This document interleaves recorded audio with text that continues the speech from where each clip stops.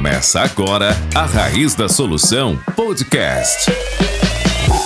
Fala aí, raizeiros! Começando mais um episódio do A Raiz da Solução Podcast. Aqui, todas as semanas, trazemos conteúdos de valor e dicas práticas para o seu dia a dia no campo. Meu nome é Matheus Barbaço. Meu nome é João Vitor de Souza Silva. E eu sou Leandro Barcelos. Somos agrônomos e criadores da Raiz da Solução. E trazemos dicas aqui todo dia para te ajudar a formar um plano e colher 100 sacas por hectare de soja na lavoura, mesmo com veranico e clima desfavorável. E hoje a gente vai falar sobre como potencializar a FBN, a fixação biológica do nitrogênio. Então, um assunto muito importante aí que faz parte do nosso dia a dia da lavoura da soja e algumas dicas aqui que nós achamos, ou a gente trabalha e que pensamos ser muito importante, que faz toda a diferença na hora de a gente conseguir, né, com que a planta seja mais eficiente na absorção de nitrogênio, ou a própria bactéria, né, na absorção do nitrogênio, e assim melhorar a produtividade, né, João? Então, vamos falar alguma coisa hoje aí, alguns parâmetros, algumas características que a gente precisa de solo, de planta, como que a gente pode induzir, como é que a gente pode ajudar, na verdade, essas bactérias a serem melhores. Show de bola, Leandrão! Então, como o tema é fixação biológica de nitrogênio, o principal ponto é o nitrogênio. Se você pudesse, Leandro e João, elencar os principais pontos do nitrogênio dentro das plantas. Beleza, falando algumas coisas aqui, o João vai complementando. Bom, a nitrogênio a gente sabe que parte, né, da formação de aminoácidos e consequentemente proteínas, que faz parte na soja, principalmente mais ainda, que é uma cultura que forma mais proteínas ou produz mais proteínas junto do grão. Então, a parte, então a gente sabe, desde a parte lá faz parte de aminoácidos que vão compor proteínas, e daí dessas proteínas, algumas que nem a rubisco, né, a parte da clorofila que faz toda a parte lá da fotossíntese, que é a molécula, vamos dizer, principal que capta essa energia do sol nessa forma, entre outros, né, fatores dentro da planta. Mas eu acho que dá pra gente falar tudo de DNA, RNA e tal, mas talvez a gente resuma em proteínas, né? Além da clorofila. Então acho que por aí, né, o nitrogênio é fundamental em todas as espécies, mas uma atenção melhor aí, né, João, na parte da soja, que é uma cultura, né, ou é uma espécie que justamente foi desenvolvida e hoje é comercial por causa de uma excelente fonte de proteína, né? Show de bola. E só para complementar, hoje nós falamos de soja, né, Leandro? É uma leguminosa e toda essa parte de nitrogênio ela vem da fixação biológica, né? Então hoje nós sabemos aí que para produtividades a 70, 80 sacos por hectare, uma boa fixação biológica, a gente consegue chegar nesses resultados. Para a gente chegar nos 100 sacos ou acima, a gente já sabe que o nitrogênio orgânico ele é importante para fazer esse complemento. Então estudar a fixação biológica de nitrogênio hoje é fundamental para a gente poder potencializar a fabricação e também a assimilação e o uso desse nitrogênio nas plantas. Perfeito, João. Então, só para vocês entenderem como vai funcionar a dinâmica desse podcast aqui hoje, primeiro a gente vai comentar como que a bactéria encontra a raiz da soja, depois a gente vai explicar o processo da FBN e, por último, nós vai dar algumas dicas práticas do que você tem que fazer na lavoura para potencializar a FBN. Então, eu gosto de falar, igual nós fizemos na aula lá ao vivo que a gente teve, que tem dois jeitos de você melhorar a fixação biológica de nitrogênio. Ou você aumenta a raiz, porque mais raiz encontra a bactéria, ou você melhora a quantidade de bactéria naquele solo para encontrar mais raiz. Então, ou mais raiz ou mais bactéria. Então, indo para o primeiro ponto, que é como que a bactéria encontra as plantas, como que funciona mais ou menos, João? E aí o Leandro vai complementando com algumas coisas. Matheus, isso é importante que você falou, que é o nosso CVF, né? Isso. O ciclo virtuoso da fixação, que realmente é isso aí que você acabou de explicar. Tá, eu vou iniciar pela parte da quimiotaxia, depois o Leandro vai fazendo os complementos. Então, primeiro de tudo, a planta precisa sentir a necessidade de nitrogênio. Então, se você aportar nitrogênio, aí já vai a primeira dica, né? Se você aportar nitrogênio para a soja, automaticamente ela não vai fazer a simbiose com as bactérias para fixar o nitrogênio. Porque está na boca dela, ela não precisa e ela não vai sentir essa necessidade. Então, a partir do momento que a planta sente a necessidade de nitrogênio para fazer o seu desenvolvimento, a planta vai ter que procurar essas bactérias. E essa procura ela é feita através de sinais químicos, que a gente chama de quimiotaxia, porque são sinais químicos, né? Quimiotaxia, taxia caminho. Então, a planta vai liberar na sua rizosfera, né, através dos exudados radiculares, alguns compostos que nós chamamos compostos fenólicos, são os flavonoides. certo? Mas não só os flavonoides, a planta, juntamente com os exudatos radiculares, ela libera aminoácidos, ela libera compostos orgânicos, e isso chama diversos micro-organismos, não só as bactérias que vão fazer a simbiose. Então, no primeiro momento, é liberado esses flavonoides, esses compostos orgânicos, só que esses flavonoides, que nós chamamos de daidzeína e ginesteína principalmente, vai fazer com que starte a produção de genes específicos nos rizóbios, que a gente chama de gene NOD-S, ou nod factors, são os genes de nodulação. Então, starta esse processo dentro da bactéria, e é como o professor André Reis tem uma explicação interessante, que é como se fosse um sensor. E através desse sensor, o rizóbio vai chegando mais próximo da raiz e vai apitando, e aí ela consegue fazer essa interação. Aí entra a lectina, né, que vai fazer essa interação para a gente poder fazer a parte do enrolamento do pelo radicular, poder formar esse rizóbio. Então essa interação é puramente química e só acontece na ausência do nitrogênio. E eu acho que isso que vale a pena muito salientar, né? Porque hoje, na verdade, é uma dúvida de todo mundo. É aquela história, usa nitrogênio no plantio, não usa nitrogênio, vale a pena, não vale a pena.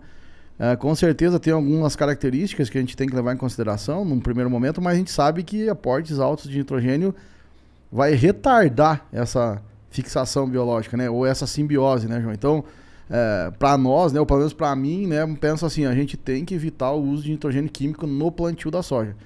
E até pensando, mas 15 quilos tem problema, né? Não sei, né, que o pessoal geralmente pensa, para mim sim, né? Se eu puder, ou usa antes um pouco disso, mas vou lá, tem uma palhada e tal. Hoje até a gente estava discutindo na roça, assim, mas vamos dar uma palhada top lá. Sabe que não vale a pena? De repente 20 dias antes, 30 dias antes, que daí você ajuda aquela decomposição por causa daquela relação carbono-nitrogênio que a gente fala, vai falar para frente, né, no nossos podcasts, mas não usar. Por quê? Porque quanto antes você fazer a simbiose, a planta começar, né, essa atração, se você colocar nitrogênio vai atrasar. E a gente sabe que, em média, aí, uma lavoura de 70, 80 sacos, até 80% do N vem da FBN. Então, quanto mais a gente atrasar essa fixação, para mim é perda de produtividade, né? Então, realmente mais de estimular a planta de outra forma, né, Matheus? Como a gente falou, ou raiz, né, ou mais bactéria. Então, vamos lá, em vez de botar nitrogênio, coloca mais bactéria. Em vez de botar uma dose, bota 10 doses, né, que antes começa o negócio. E ajudar a planta, né, João? Acho que hoje, na minha visão, a gente ajuda muito pouco as plantas, né, de ajudar elas nessa sinalização, né? Como fala lá o professor Pazetti, aquela piscadinha para a bactéria para começar o namoro, né? Então, eu acho que a gente hoje tem que lançar mão, sim, de muitas coisas. A gente tem hoje flavonoides, por exemplo, no mercado, que a gente coloca na semente ou via folha, e a gente pode fazer isso. E eu acho que a gente vai falar mais para frente, né, de todas essas condições de solo que a gente precisa, né, para que essa bactéria realmente se desenvolva. Então, essa primeira parte, para mim, é mais ou menos isso. Nós temos que ajudar a planta, ela sentir que está faltando. E daí vem aquela história, né? Mas como que a planta sente quanto que ela precisa? A gente vai até começar do começo, que a gente usa os mineiros lá, né? Se a planta sentir que tem um solo descompactado, que está tudo certinho, ela já vai ver que tem potencial, ela vai sentir essa necessidade antes. Então, na verdade, de novo, né, Matheus? Tudo começa na tal da raiz. Com certeza. E tudo começa no solo. Então, a gente tem que fazer o nosso solo, pH. A gente vai dar mais umas dicas para frente, mas uma semente de vigor, né, que ela já sabe que tem um potencial genético maior. Então, ela já de cara ela vai ver que vai precisar mais disso e vai fazer todo esse processo aí de atração da bactéria. Porque, como a gente falou, né, a bactéria não tem olho, não tem boca, não tem nariz, ela sente quimicamente. Né? E hoje sabe-se quais são os produtos, né, quais são esses químicos, as substâncias químicas que atraem ela. Então a gente hoje eu acho que deve lançar a mão desse tipo de produto, né, Matheus? E de todo o processo aí. Não fala assim, o bom é igual nós estamos fazendo, né, Leandro? É entendendo o processo para ver onde que a gente pode interferir. Exato. Igual o Leandro falou, cara, tem produtos hoje que tem flavonoides que dá pra gente cortar caminho. Se a gente pensar na produção de flavonoides, está no metabolismo secundário, tem como a gente direcionar a energia, se a nossa fotossíntese for eficiente, para o metabolismo secundário e automaticamente a planta melhorar a produção. Entender qual a rota que produz, né, Leandro? Você comenta bem a parte do glifosato, tá na rota do ácido químico. Então, todo esse entendimento faz com que a gente consiga no campo, com manejos, estimular essa maior produção e fazer com que essa quimiotaxia seja mais interessante, né? Não, perfeito. Você comentou que eu ia falar. Mas só para resumir, então, a gente pode fazer igual o Faga fala, que é dar um cheirinho do flavonoide para estimular a produção e trazer, mas para a planta produzir, ela precisa de duas coisas, como eu sempre falo: nutriente e energia. Então precisa de todos os micros, de todos os macros, de oxigênio para respirar, para formar energia. Então a gente precisa de tudo ali para a planta produzir esses flavonoides para começar a chamar as bactérias. Perfeito. Então entendemos como que a planta consegue atrair essa bactéria até o momento da infecção. Aí forma o nódulo e aí vem a própria FBN, que é o processo de transformar o N2 do ar em amônia. Depois em amônia, depois em ureídeos, depois na proteína. Perfeito? Então, como que acontece esse processo? É um processo complexo, né? Então, eu vou adiantar um pouco aqui, que são 3 usinas que, igual o professor Pazetti gosta de falar. Então, a nitrogenase, que é a mais importante delas, a ferridoxina e a hidrogenase. Aí, João e Leandro, se vocês puderem comentar um pouco mais sobre... Vamos começar pela nitrogenase, que eu acho que ela é a mais... Não que é a mais importante, todas são importantes, mas a mais complexa aí desse sistema. Pode. Tá, beleza, eu falo. Então, vamos lá. A nitrogenase, para mim, ela é bem interessante. E como a enzima que quebra, né, a tripla ligação do N, e até um fenômeno, né, cara? Porque hoje, para fazer isso no laboratório, tem que ter... No Haber-Bosch No lá. Haber-Bosch tem que ter, não sei quanto, 400 graus... É mais de 1000 graus. Mais de 1000 graus, 400 APM. É uma coisa até fenomenal, né? Mas vamos lá. Tecnologia brasileira, né? Exato. Brasileira. Tá, então assim, o que acontece? Essa quebra pela nitrogenase, tá? Em primeiro lugar, a gente já vem então com um nutriente que é o molibdênio, na verdade, que precisa para ativar essa nitrogenase, mas de antemão também é uma enzima, então é uma proteína que já precisa de nitrogênio, né? Vamos pensar, então também tem que ter isso aí. Mas eu acho muito legal a história do cobalto ligada a isso, porque teoricamente se não tiver a leghemoglobina, né, que vem lá da cobalamina, que precisa de cobalto, não tem como acertar essa concentração de oxigênio para ela funcionar, né? Vamos pensar, porque se realmente vamos pensar, a nitrogenase ela oxida, né? Então, poxa, já tem que ter o cobalto e o molibdênio junto, né? Nesse sentido, o cobalto não diretamente na nitrogenase, mas, né, na leghemoglobina. Então, é 2 nutrientes já fundamentais nessa enzima, para que ela funcione de maneira correta. E aí também já vem uma coisa de novo, né, porque acho que a gente tem que linkar. Vamos lá. Tem que ter nitrogênio, né? Poxa, então o nitrogênio tá onde? Tá no ar. Se nós tiver solo compactado, também já tem menos nitrogênio no ar. Não sei, exatamente. Não sei te dizer, Matheus, se tem uma correlação. Claro que tem. Né? Tipo, de quantidade de...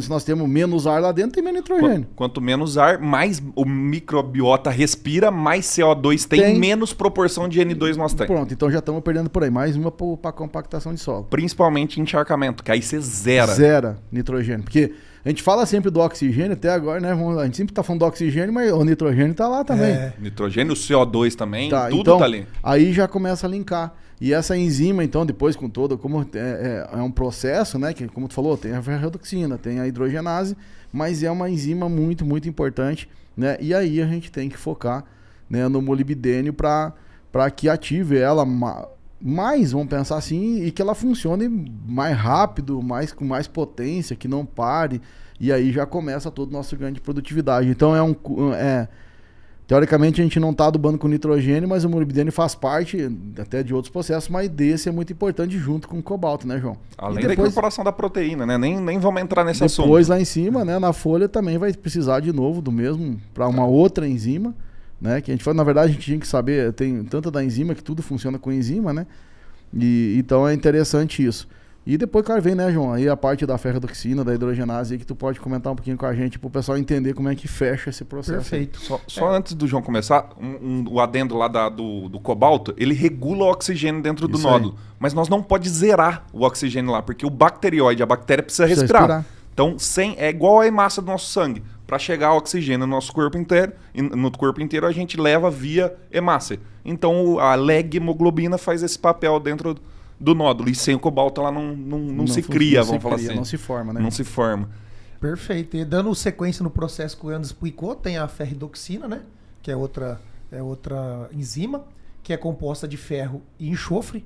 que ela vai fazer a quebra da água, porque na quebra da água esse oxigênio, para regular esse processo, o cobalto faz isso através da hemoglobina, e o H2 vai lá na nitrogenase para ser incorporado na formação de amônio e depois ureídeos. Só que nesse processo de quebra da água, nem todo esse hidrogênio ele é aproveitado ali pela nitrogenase, que esse processo ele demora um certo tempo. E às vezes a quebra ela é constante. E aí vem a hidrogenase para pegar esse hidrogênio que fica solto ali no sistema, porque esse hidrogênio tem um gasto de energia, né? E ele reprocessa isso e passa para a nitrogenase na hora que ela precisa. E aí entra o níquel, que faz parte da hidrogenase.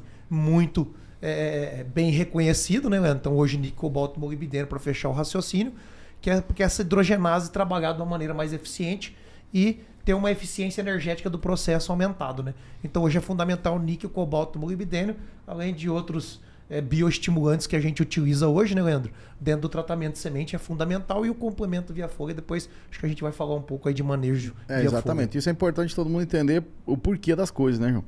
E a questão, vamos botar Comuni, mas por quê? Né? Então tá aí, são 3 enzimas, ou vamos pensar o cobalto ainda, né, também numa proteína que faz tudo isso aí, mas né, vamos pensar em enxofre, né? O próprio ferro, né? Que a gente, caso ninguém fala, beleza, a gente tem ferro no sistema, tá jóia, na própria semente tem ali, mas no solo tem bastante, mas aí vem mais uma pro enxofre, né? Que talvez o pessoal não é o micronutriente, mas é tão importante, né? Em vários processos, e começa por aí, né? Nesse sentido. Então, mais uma aí que eu vejo que, além desses nutrientes, a gente tem enxofre, principalmente na camada 0 a 20 também, é bastante importante. Mas tá aí a explicação do porquê que a gente precisa desses nutrientes aí para iniciar o processo, né? Ou fazer o processo aí da transformação do N em ureídeo. Eu queria lembrar de novo, então, nutriente e energia, porque são 3 enzimas. Então, para ativar ou para fazer parte da estrutura ou para produzir energia, a gente precisa desses 2. Então, tudo que afeta a fotossíntese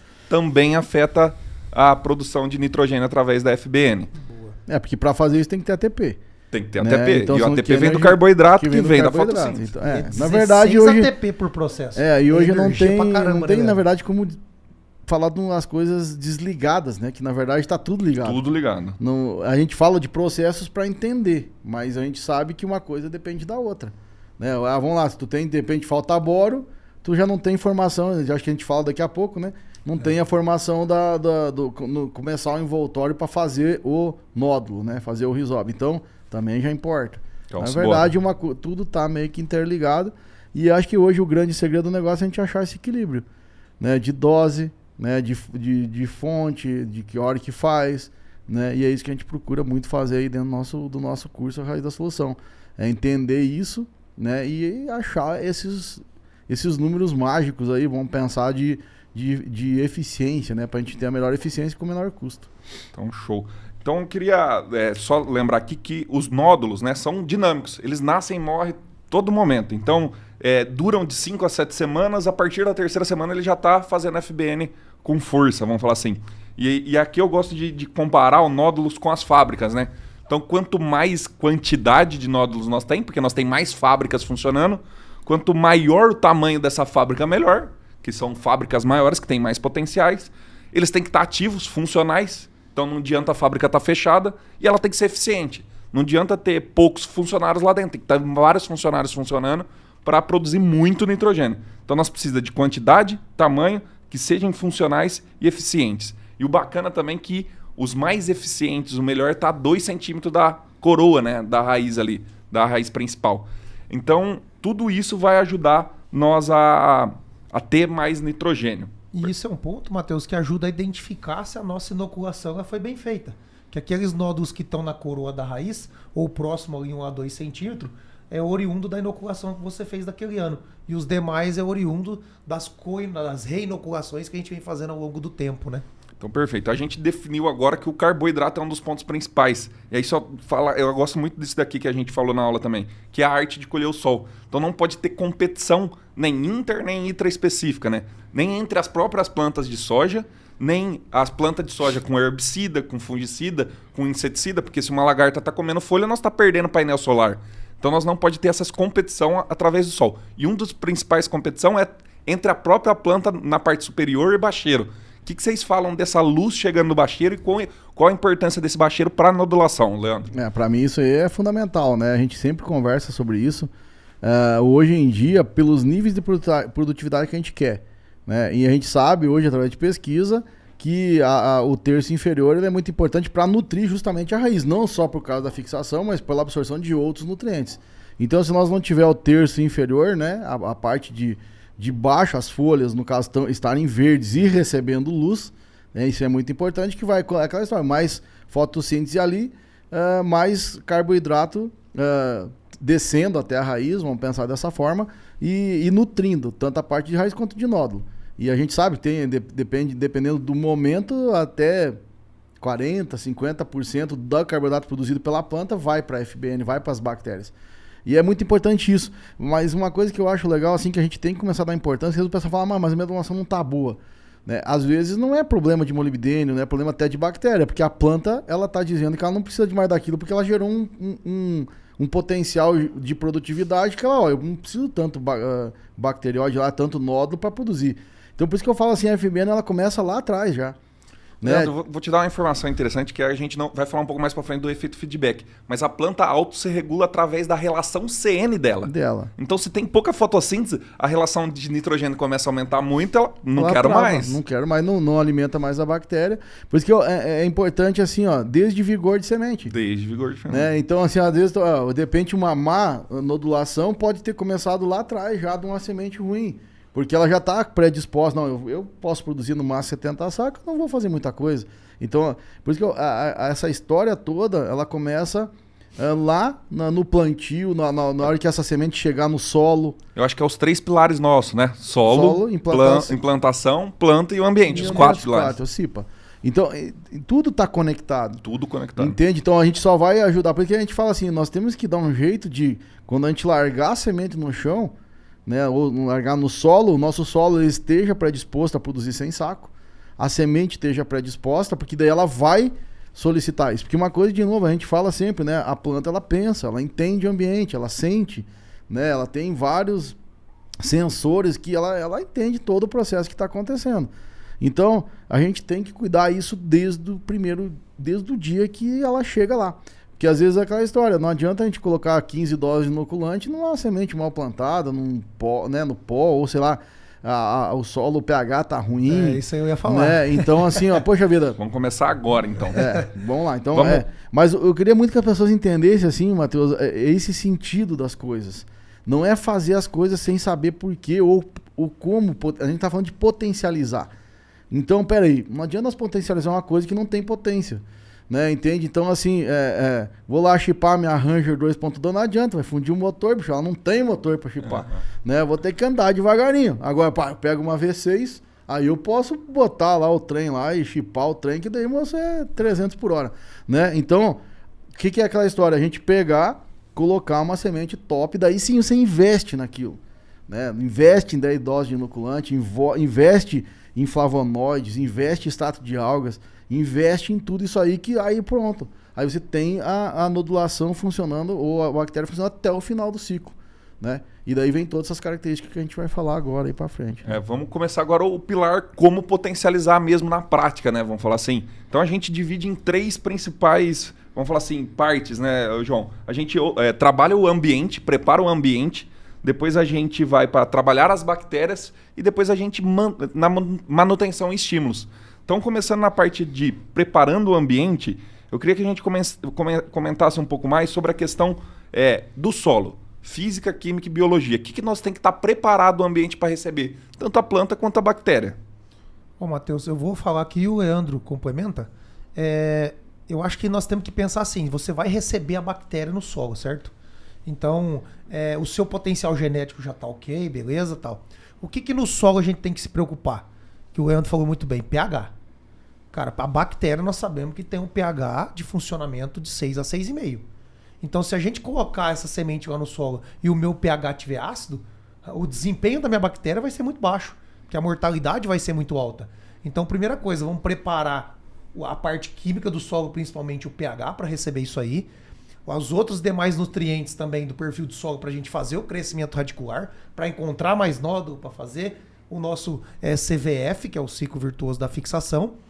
Outro ponto que eu vejo é temperatura. A bactéria é muito sensível à temperatura. Então essa parte de preparar o ambiente, ela envolve o nosso terceiro pilar, física, química, e vem a parte biológica. Por quê? A palhada. Então nós temos que ter uma cobertura de solo para manter a temperatura, para essas bactérias poderem funcionar da melhor maneira possível. Então pH de solo, cuidar a parte de palhada por conta de temperatura e não sei se eu esqueci mais algum, Leandro. Preparar para chegar a bactéria? Quero comentar sobre umidade. É. Talvez plantio no pó. Opa, isso. A gente pode fechar. falar isso, né, do pó, com certeza, geralmente pó, mesmo que seja na palhada, né, vamos pensar, tu tem uma palhada, tu vai fazendo no pó, beleza, mas aquele sucozinho que a gente faz lá vai ficar exposto e a temperatura vai subir, né, até a gente falou um pouco disso hoje, tu vai pegar um plantio convencional, beleza, que isso é 100% mortal, né, vamos pensar fazendo pó.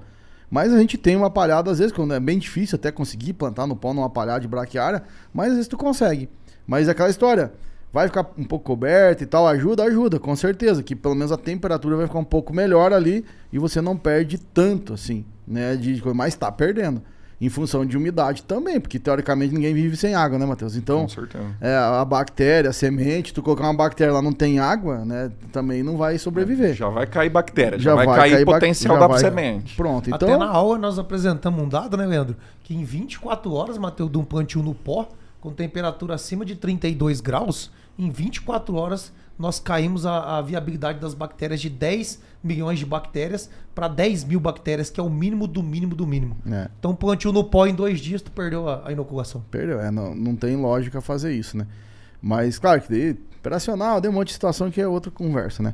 Mas a gente tem que tomar cuidado disso e tentar fazer o melhor. Poxa, vamos pensar, às vezes vai pegar lá um produto que seja...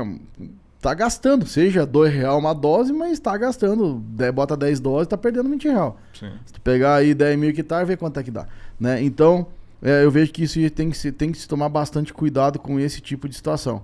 Mas essa parte toda, né, de a gente pegar e preparar esse lugar, né, tipo, esse acondicionamento para a bactéria, cara, ela é muito importante na soja. E vem todos os procedimentos que a gente tem que fazer, desde a semente, né? A semente vem no colado, onde é que ela fica em cima do caminhão, não fica, né? Eu sei que é complicado, né? Às vezes a gente tá no galpão, vai dar um tempo, cara, não vai morrer lá em meia hora, né? Vamos pensar, mas tenta fazer um negócio que ela sofra menos ou que a gente perca menos. Por isso eu acho que hoje em dia vale muito a pena a gente usar mais doses, né? Por isso que eles estão dando resultado. Porque às vezes a gente, tô colocando 2 doses, mas já que tá chegando 2 doses lá no solo, né? Então às vezes a gente tá colocando 10 doses e daí tá funcionando, porque daí vem aquela porcentagem lá de que ainda com todos os problemas ficou muita bactéria. Então para mim isso é bem, bem importante, né? E claro, pensar em tudo isso que a gente já falou para trás, né? É importante a gente dar condição para a planta. E a gente sabe que a bactéria hoje funciona 25 graus, 28 graus é o ótimo dela. Então, poxa vida, e se é o ótimo 25, 28 graus, a gente tem que tentar ter no solo. É que nem você trabalhar sem ar-condicionado e com ar-condicionado. Você vai ser muito mais eficiente no ar-condicionado do que fora do ar-condicionado. Eu vejo assim, cara, 85 quilos de N por tonelada. Cara, você tem que dar importância para uma fixação biológica. João, se tu fizer a soma do potássio, do fósforo, do cálcio, do magnésio e do enxofre, não dá a quantidade de nitrogênio que precisa. E nós conseguimos produzir até 80 só potencializando esse ambiente, preparando isso. Por que a gente Vamos lá, pensa, a gente precisa de 80 kg em média de N por tonelada de soja. Poxa, então se nós com 70, estamos perdendo 12%. Então estão perdendo a produtividade. Com certeza. 12%, né? Vamos pensar, peso de grão e todo o funcionamento da maquinaria toda biológica da planta. Mas, então, o nitrogênio, hoje, se a gente fosse pensar, cara, a probabilidade de a gente ganhar dinheiro pensando no nitrogênio é muito maior do que todos os outros nutrientes. Né? Poxa, se nós melhorar a eficiência do nitrogênio em 5%, talvez nós tenhamos que melhorar em 30% do fósforo para conseguir a mesma quantidade. Então, poxa, não sabe que não. E teoricamente o nitrogênio é o que a gente menos gasta. É muito mais dinâmico, né, Leandro? Você aumentar a eficiência do fósforo do que do FBN. Tipo, o teu ganho direto com a absorção da fixação de nitrogênio é muito maior. Então, peraí, e outro, teoricamente, é a bactéria que não custa caro.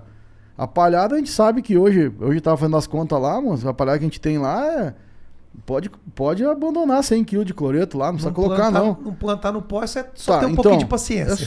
É só regular a máquina, fazer toda aquela parte que a gente fala de manejar as palhadas, seja qualquer que for, né? Que você consegue plantar tranquilamente. Então, isso é ganhar dinheiro, na minha opinião, né? Fazer mais com menos. teoricamente. Ou com necessário. Eu gostei muito daquela do Juliano, né?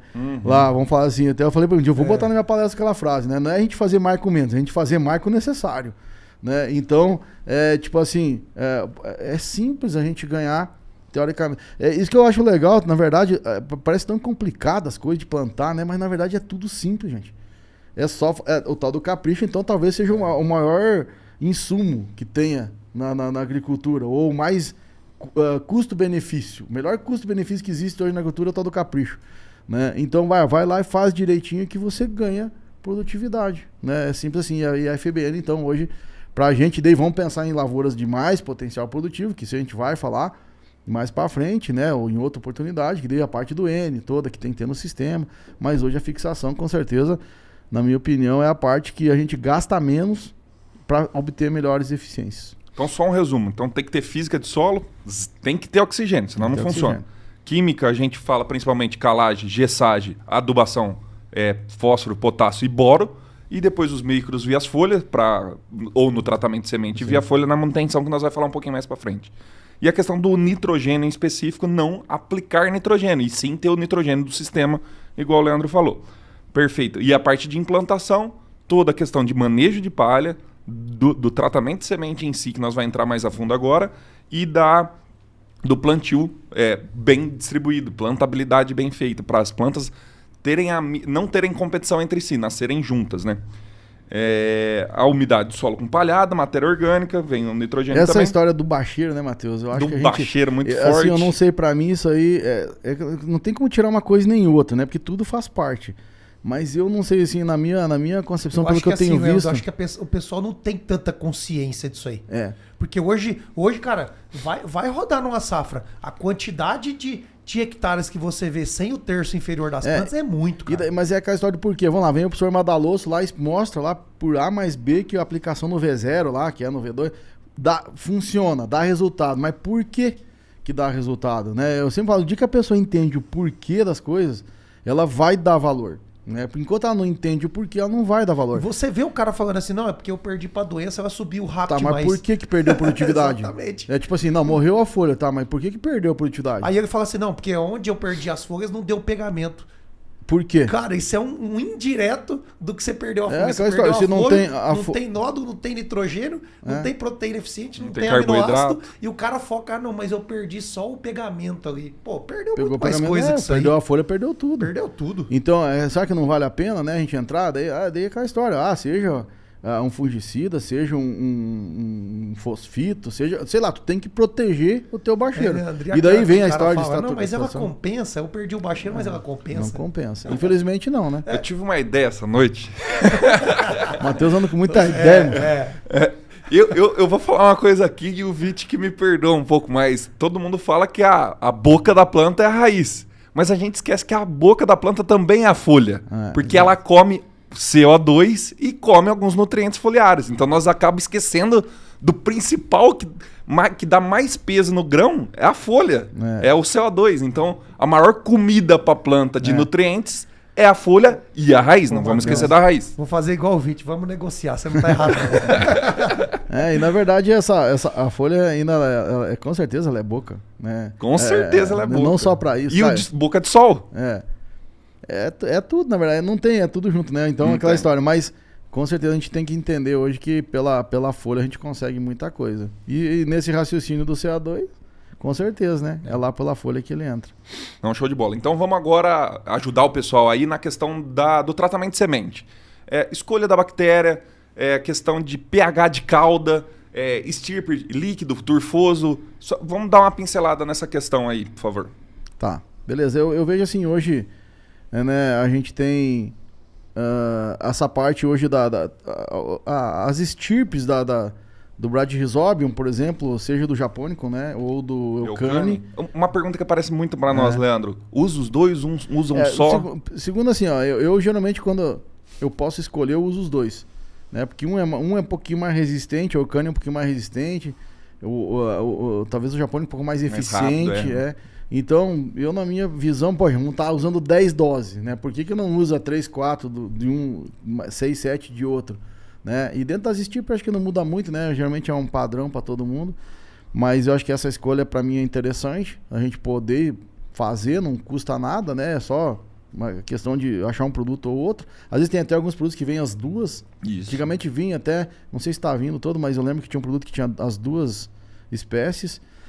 Então, esse tipo de cuidado aí a gente pode fazer. Daí toda a parte, né, João, de condicionamento, de... O pH de produto. Tu pode falar até com mais com consistência, né, dessa parte de pH de produto que é muito importante, né? Isso talvez nem sei se é importante, mas é fundamental. É fundamental. Cara, tem que cobrar das empresas isso aí. Igual o Afonso falou no último podcast em relação à agricultura de precisão. Isso não é presente nem futuro, isso é passado. pH de produto de calda para fixação biológica, Leandro, é passado. Isso aí já tem que estar lá na... E simples de medir, né, João? É só comprar lá uma caixinha, não tiver o pHmetro, mas compra uma caixinha daquelas de medir pH, coloca lá na hora. pH ideal? pH ideal de 6 a 6,5 também, igual no solo. Aí, Matheus, o que eu sempre falo assim, ó, pelo meu conhecimento, não sei se tem, Leandro, se vocês me corrigem se eu estiver errado, mas a maioria, isso é mais uma maneira da gente evoluir para os comoni do mercado. E já introduz o níquel e são produtos mais elaborados que vêm com pH mais ajustado, por ser quelatizado e tudo mais. Porque a maioria dos comô, ou pelo menos os que eu conheço, se for só comô, é muito ácido. E aí nós estamos pegando a semente, preparando o ambiente e na hora de colocar o produto ali para dar uma nutrição, a gente está ou pega lá no balde, joga tudo para dentro, né? E bate de qualquer jeito. E bate de qualquer jeito. Então é aquela velha história do desencargo de consciência, né? É mais fácil. Mas não é o correto. Primeiro tem que... como é que é a máquina que vai tratar a semente se é na fazenda, né? Vamos pensar na fazenda, on farm. Né? Quando vem industrial, talvez um pouquinho diferente, mas... poxa, a gente vai fazer lá, faz primeiro o fungicida, o inseticida, né? E tal, depois coloca por fora. Perde alguma coisa? Perde, mas... a eficiência é melhor. Então, Leandro, eu falo assim, isso ajuda nós a entender também o porquê das coisas do mercado. Então, por exemplo, por que talvez alguns produtos tenham um valor mais agregado que outros? Porque tem uma tecnologia embarcada maior. Não é um simples comô do mercado, que no passado foi excelente, as pesquisas evoluíram, a gente evolui também. Então, também entender um pouco dessa dinâmica, da importância desse pH, da importância de ser quelatizado, por exemplo, e tal, não da incompatibilidade, João, cada vez mais diminuir a interferência. E isso tem tecnologia por trás. Então, a gente tem que entender também. Logicamente, você não vai pagar absurdo em algumas coisas, mas você pagar um pouco a mais por esses benefícios, vale a pena. Como nós falamos, são 80 quilos de N por tonelada de soja. E talvez seja um detalhe para chegar no sem saco. Perfeito. Porque, de novo, né, a gente tem falado bastante, né, do legal. sem saco, mesmo com veranico, clima desfavorável, beleza. Mas são detalhes e todos eles são importantes, né? Porque às vezes se você perder um pouquinho de eficiência aí, você já perdeu 2 sacos por hectare, que você não vê, né? Você não vai lá na lavoura e você olha, não, aqui eu tô perdendo, aqui eu não tô perdendo. Tu vê bactéria lá, não morreu, metade não morreu. Ninguém faz isso, nem eu não faço isso, né? Então, a gente vai naquela ideia assim, não, funcionou, tá? Vamos então tomar esses cuidados. Não tem jeito, gente. Ou vai no detalhe, né? Ou não colhe sem sacos. Tem que fazer isso aí, né? Em todos os processos. Porque é muito difícil. Não é possível, não. Até cada dia tá mais fácil. Porque os próprios produtos, essas empresas que já largam um comuni lá, um como sem... com pH baixo, elas estão caindo fora. Nem estão vendendo. Né? Por quê? Porque o agricultor já tá vendo que não tá dando resultado. Cada vez o conhecimento está melhor e, graças a Deus, eu falo, o próprio agricultor, as pessoas que estão estudando mais. Aí eu acho que entra nosso papel, né, da raiz da solução. Então, é isso aí. Estamos para agregar nesse mercado, né? E é isso que a gente tem que evoluir. Né? E essas empresas que têm esse tipo de produto, elas melhoram ou caem fora. Né? E a gente tem que fazer esse tipo de coisa. Vai lá, mede pH, anota aí. Pega lá o papelzinho, pega o pHmetro lá, vai lá e faça. Né? Uma fitinha tem uma fitinha, cara, que custa, sei lá, R$1, né? Uma fitinha. Dá pra ter no bolso, lá no porta-luva da caminhonete. Né? Isso aí, então, assim, vai lá e mede. Mede de tudo já na fazenda. Né? Vai lá, recebeu um produto, mede o pH, faz lá.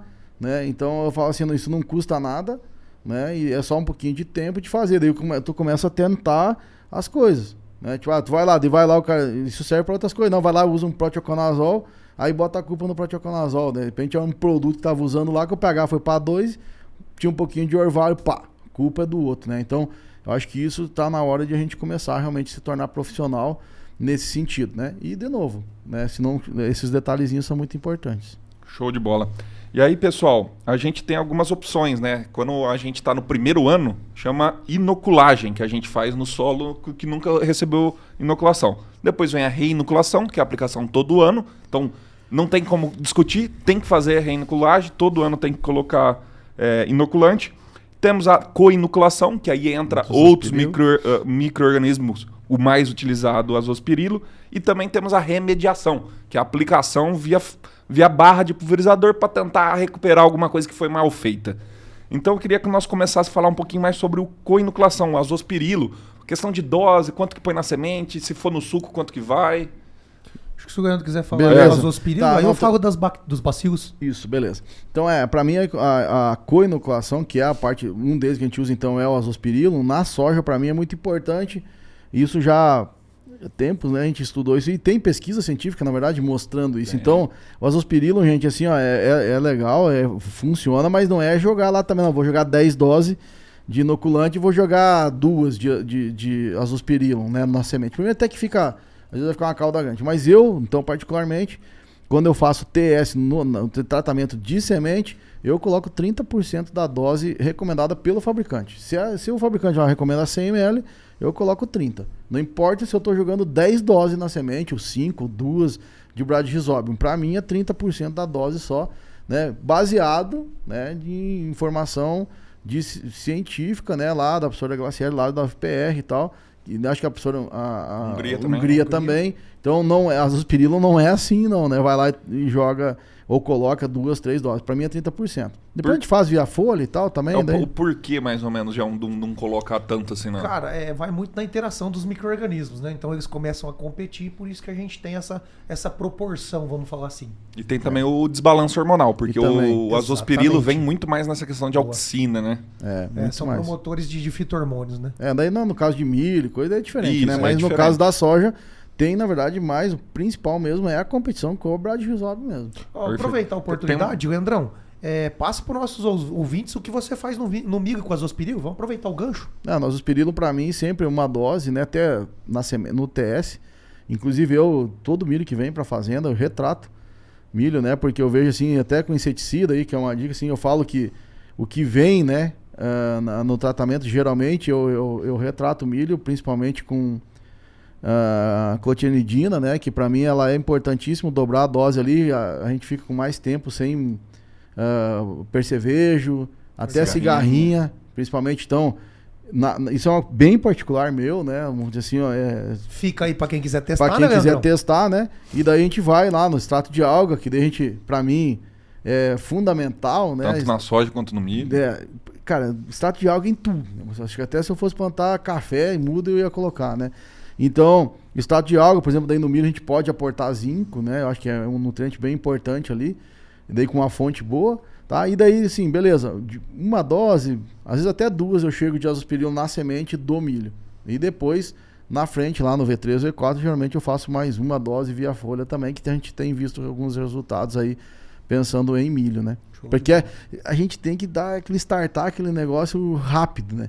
Então hoje, assim, eu sei que é difícil, mas hoje o tratamento de semente, pra mim, é um veículo top, né, cara? É um potencializador. É um veículo top. E a gente tem hoje extrato de alga, a gente tem azospirilo, tem Bradyrhizobium, tem bacilos, né? A gente vai falar, tem várias coisas que eu falo assim, potencializa a genética. Se tu pega uma semente top já com um vigor alto, melhor ainda. Mas se tu pega uma semente mais ruim, você faz com que expresse a genética. Então você tá ganhando. Pra mim, TS independente do produto que tá usando, do custo que vai ter, cara, sempre nessa linha ele starta. E a gente tem que entender hoje que mudou.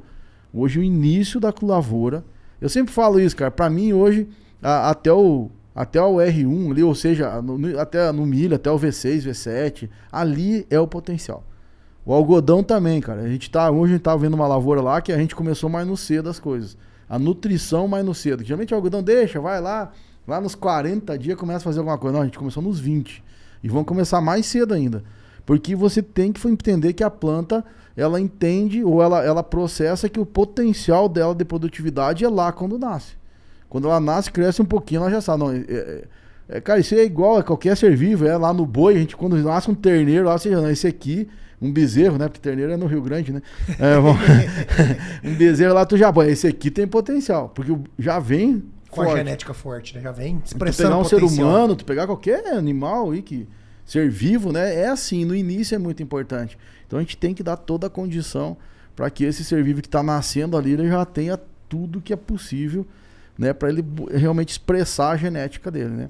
Porque aquela história, o fenótipo vai ser em função de várias coisas, né? Mas você dando a condição ali, com certeza vai ser. Até eu estava escutando uma live lá, pode nascer gêmeos, mas um é criado lá no Alasca e o outro é criado aqui na Bahia. Rapaz, pode ser idêntico, mas eles não vão ser iguais. Eles vão ser iguais se eles viverem no mesmo lugar, né? Eles podem ter uma possibilidade de ser muito parecido. Mas às vezes o ambiente do negócio vai fazer que um seja mais moreno, um seja mais branco, sei lá. Né? O fenótipo, o ambiente influencia. E o que é o fenótipo para nós? É a nossa planta, a nossa produtividade. O ambiente, que daí a gente pode falar, o ambiente químico, físico, de temperatura, tudo isso aí, o que a gente está colocando influencia, né, para que esse fenótipo expresse todo o potencial genético. Beleza, Perfeito. eu vou aproveitar o gancho do Leandro, do ambiente, que é o ambiente que proporciona o maior desenvolvimento das bactérias do gênero Bacillus, complementando essa parte de co-inoculação, né, Matheus? Então eu vejo assim, os bacilos tem diversos no mercado, com diversos benefícios, mas eu vejo assim, eu gosto muito quando a gente fala de bacilos do sistema induzido de resistência. Que é a indução, sobe ácido jasmônico, sobe etileno ali, vão trabalhar nas PR proteínas que fazem toda a indução de resistência. E aí você melhora o enraizamento da planta, você melhora a tolerância ao estresse hídrico, você combate melhor os patógenos tanto na raiz quanto na parte aérea. E na raiz a gente pode falar muito de questão de nematóide.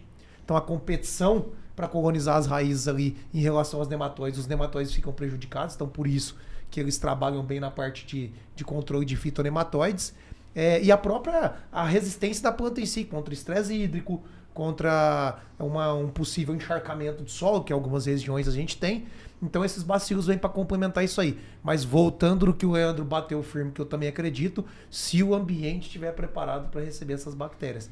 Então se você não tiver paz, se não tiver o perfil químico construído para essa bactéria poder fazer o desenvolvimento das raízes também, não adianta tudo é matéria-prima, nada. é que nem você ter a fábrica lá, vamos pensar, o Rhizobium é a fábrica. Mas se não tiver matéria-prima para ela, então, o que tem a ver bacilos com FBN? Vamos pensar. Tem nada a ver, mas tem tudo a ver. Porque se é promotor de crescimento vegetal, vai ter mais crescimento raiz. Então, Isso mais raiz, mais absorção. Ah, o que tem a ver...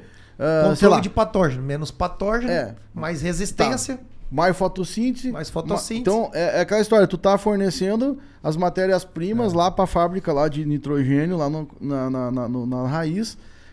Então, tudo, na verdade, influencia. Então, potencializar a FBN, tudo e mais é uma vez o detalhe. Para chegar nos 6 sacos, é o detalhe. Vou mudar o nome de matéria-prima. Fatores produtivos essenciais. Vamos lá. Não, só um monte, né? Água, luz, temperatura. Exatamente. Mas tudo que a gente fala cabe dentro dos 8 fatores essenciais. FPE. Beleza. Eu gosto muito de uma coisa que a gente comenta também, que é a questão de tratar a semente ou tratar no suco. Ou os dois, ou nenhum dos dois. Qual que é a opinião aí, Leandro? Até a gente já falou nisso no momento de desaprender, né? Um tempo, não sei se isso, já foi. Vamos fazer de novo aquele momento. Isso. Na verdade, nós nem sabemos se não foi o episódio que a gente perdeu, talvez. Então, vamos puxar o momento de desaprender.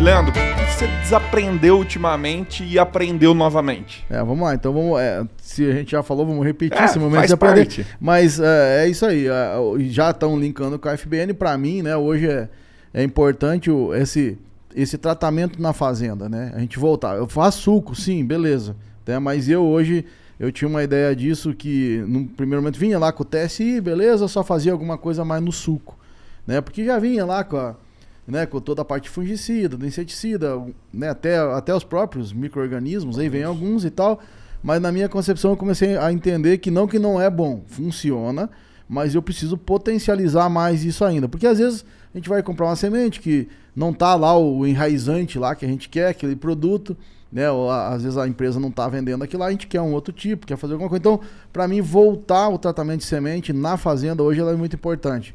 Porque daí eu coloco algumas coisas a mais que eu preciso. E hoje, e por que isso, né? Porque hoje, antigamente, era um problema sério. Né? Toda a parte operacional disso. Era lento, né? Tipo ali, ficar tirando o saquinho na boca de maquininha, com o pó subindo, só quem fez isso já sabe o que a gente está falando, né? Então, até de contaminação, toda essa história. Mas Hoje temos máquinas diferentes, né? A gente fala sempre do funil. Então, é fácil de a gente fazer e rápido. Então, eu acho que a gente hoje, o processo não é que atrapalhe lá o nosso dia a dia, de nós ter agilidade na hora do plantio. E daí sim, complementar com via suco, né? Por exemplo, é difícil eu colocar 15 doses de inoculante na semente. Não pode por causa da quantidade de água. Não vai dar certo. Então usa lá o micron, lá o que vai inocular no suco, lá o pulverizar no suco, usa para esse tipo de coisa. Né? De repente mais um tricoderma, que você não consegue colocar tudo na semente, você faz via suco. Às vezes algum e a outro... gente fica com 2 veículos, né, Leandro, para levar. Às vezes lá quer colocar um ácido fúlvico, um ácido úmico, né? Tipo, que quer ajeitar, quer botar lá eu falo sempre um ácido úmico com boro lá, por exemplo, né? Para fazer, sabe? Então tem vários... Te dá a chance de você fazer alguma coisa a mais do que não vem lá no TSI. Boa. Então, para mim, isso aí tá diretamente linkado, né, com a FBN, né? Vem lá, mas daí você tem confiança naquele Bradisol que vem lá na parte industrial? Funciona, mas sabe que não tem que a gente... Quem que vai lá, pega uma semente e manda analisar no laboratório se tá tudo certo? Eu não tô dizendo que não tá. É um seguro, né? É um seguro. E daí, poxa, daí tu aumenta as doses, tu faz isso aí tudo. Vamos falar, então foi isso que a gente desaprendeu, né, Matheus? Não, e é um seguro também. E se falhar sem querer uma linha ali? Você tem ali já na semente. Eu acho que hoje eu sofri, na verdade, eu voltei muito atrás disso aí por causa desse tipo de problema. Perfeito. Tá? Porque hoje o entupimento de linha, cara, ele é muito mais assim, ó, é difícil não ter. No dia a dia do que a gente imagina. A gente não vê, João, assim, quando é uma lavoura velha, porque a soja, como tem, às vezes você não nota tanto. Mas se você tá usando um bacillus, um tricoderma, às vezes tu tá usando R$100 lá de bacillus, subtilis, amilolequefaz, simplex, ariabatai, e de repente o gaúcho lá, né, entupiu lá o trem lá, ele andou lá e ficou o dia vai lá ver, né? Às vezes uma plantadeira tem 50 linhas, mano, né? Se não tiver um sensor lá, poxa, daí é aquela historinha, né? Perdeu um pouco ali, perdeu outro ali e tal, e de repente tá perdendo as coisas, justo numa mancha de nematóide, trancou o trem, né? Então eu vejo assim que hoje é fácil de fazer. De novo, eu faço. Hoje pega lá 2 pessoas com um funil, né? Hoje é tudo no bag, né, cara? Mas Leandro, tem uma fazenda pequena. Poxa, mas tá fazenda pequena, 100, 200 hectares, que também não é tão pequena assim, né? Mas vamos lá, 500 hectares. Tem máquina nesse sentido que é bem pequena, que não custa tanto assim. Mas eu planto 30 hectares. Poxa, daí 30 hectares, naquelas maquininhas mesmo, tec-tec lá, mas tu consegue tratar porque é rápido também, não é nada assim difícil. Só tem que ter capricho. Só tem que ter capricho e vontade. Então, pra mim, assim, o tratamento hoje, voltar essa história de desaprender de só ir pro suco, pra mim, hoje, não. A gente tem que voltar no tratamento on-farm aliado ao suco. Perfeito.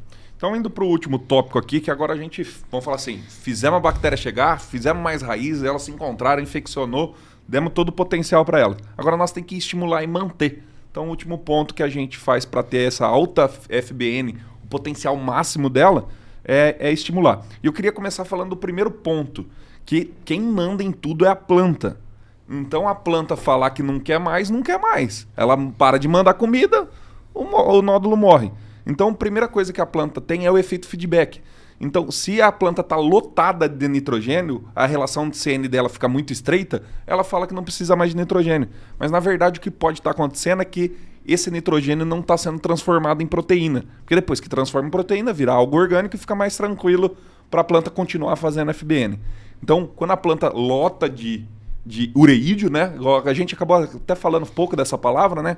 Mas lá forma nitrogênio na forma de ureídio vai para as folhas. Então, quando ela está lotada de ureídio, ela manda parar de fabricar. E como que a gente faz para não ter essa parada, né? Então, a gente precisa estar sempre o tempo inteiro quebrando esse ureídio para ser transformado em proteína depois lá na frente. O professor Pazetti fala de processar esse ureídio, né? Então, uma alternativa que nós temos, a enzima que faz isso é a urease. E principalmente 2 nutrientes envolvidos, manganês e principalmente o níquel. Então, quando falta esses nutrientes, a urease para de funcionar. E até legal, Matheus, eu estava lendo um negócio que eu não sabia. Né? A urease, ela participa de 32 processos dentro da planta. E de qualquer planta? De qualquer planta. Então, peraí, se a urease é necessário, ela não é que o níquel ativa, o níquel faz parte da estrutura. Tanto é e que ela faz parte de 32 processos disso, que eu sempre pensava na transformação da ureia e amônia. Eu pensava sempre que era nisso, né? Poxa, ela faz parte de... Ela catalisa 32 processos. Vou te mandar um desenho desses não sei se tem os 32 lá, mas tem uns par deles dos processos do níquel dentro Então, da célula. Então, bem no legal. níquel, a gente fala sempre da hidrogenase, da urease, mas olha quanta coisa que o níquel é importante, né? Então, né, nessa Então, beleza. aí. Então, vamos fazer o seguinte. Então, já tivemos... A fotossíntese está funcionando para incorporar esse nitrogênio, então a gente não vai ter esse efeito feedback negativo. Então, o que a gente faz hoje, João? Estímulos via folha, principalmente nutrientes, para manter essa maquinária funcionando melhor. Matheus, eu sempre gosto da ideia assim, da gente acompanhar a demanda da planta. Então, quais são os maiores picos de demanda de nitrogênio? Esses picos a gente não pode deixar de estimular ela, porque a demanda é muito alta e talvez a velocidade com que ela absorve do solo isso aí não está sendo suficiente. A gente vai lá e faz os estímulos. Então eu gosto muito dessa ideia. Então hoje a gente trabalha muito ali em V3, V4, a gente trabalha pré-florescimento, porque é o primeiro pico de demanda de nitrogênio no R1 para R2, depois lá na frente no R3, no R5 para 5.1 também é o outro pico de nitrogênio, até maior do que o primeiro de R1. Então esses pontos são fundamentais para a gente estimular principalmente a nodulação, porque o pico de nitrogênio vai ser alto.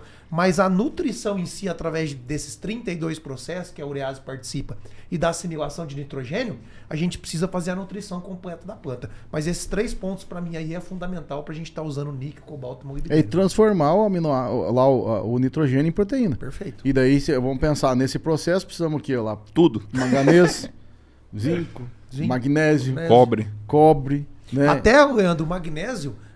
comenta um pouco, porque eu sei que você gosta muito de magnésio e eu concordo, principalmente no transporte de carboidratos que vai fazer a nutrição dos nódulos. Vai fazer raiz e nutrição dos nódulos. Na verdade, de novo, tá tudo interligado, né? Então magnésio via folha, ou ter magnésio no solo, né? É importantíssimo. Então essa parte, vamos pensar assim, translocar o que é produzido na folha para o grão. Então pronto, aquela história, mesmo que lá produziu proteína, ou na forma que ele vai até o grão, né? Tem que ser...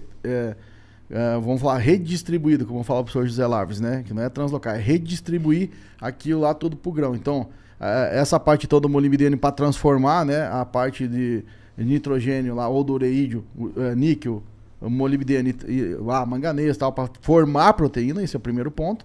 Até isso a gente ajuda a menos ter ataque de praga e doença, porque se ficar nitrogênio parado lá, vai ser chamativo, vai ser isca, né? Vamos pensar assim, atrativo lá para mosca branca, para percevejo, essa história toda. Então, poxa, no momento que a gente melhora essa transformação do nitrogênio solo na folha em proteína, a gente já melhora essa parte toda. E depois ir lá pro grão. Então, essa parte toda a gente fala muito de magnésio via folha.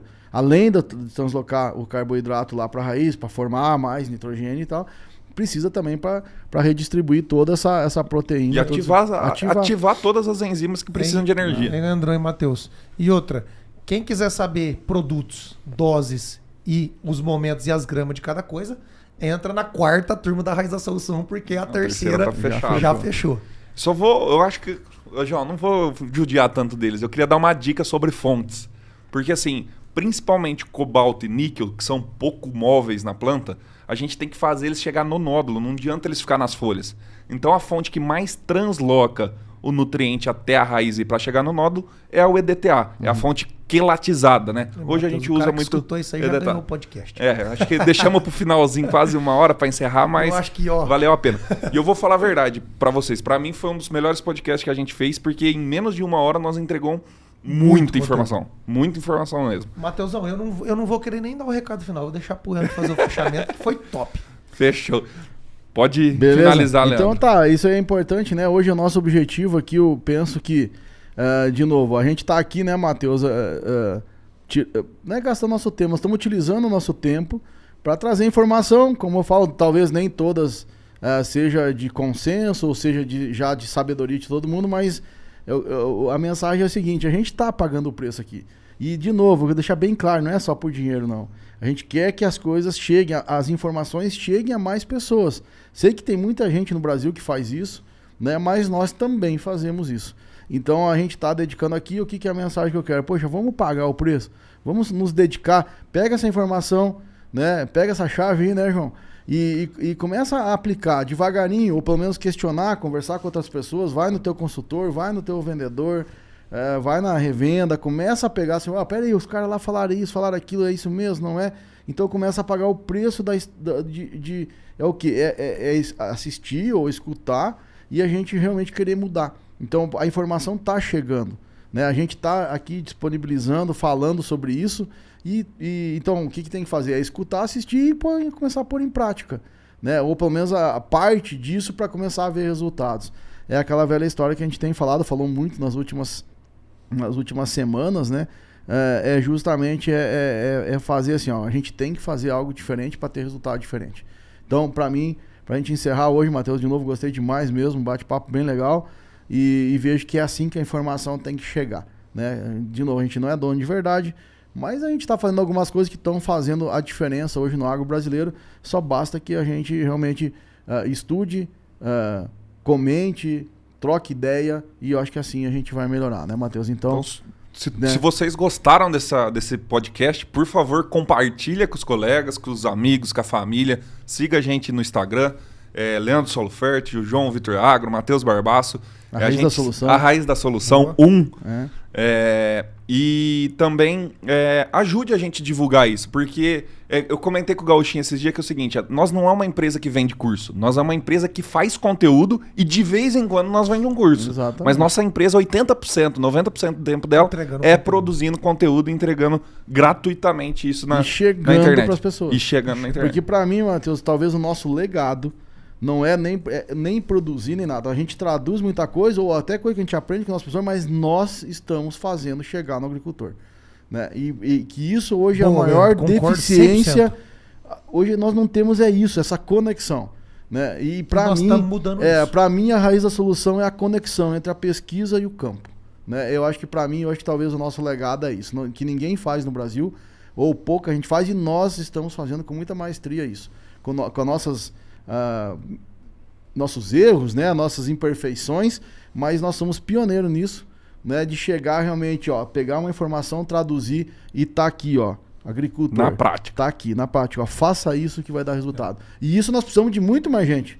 Com né? certeza. Hoje eu falo assim, não tem concorrência não, tá faltando gente fazendo isso. Tem que ter mais. Então vem mais. Nós queremos mais gente estudando, mais gente vendendo curso, mais gente comprando curso, que é assim que nós vamos evoluir. Com certeza, Leandrão. Então, brigadão a todos que ficaram até o final e bora pra lida!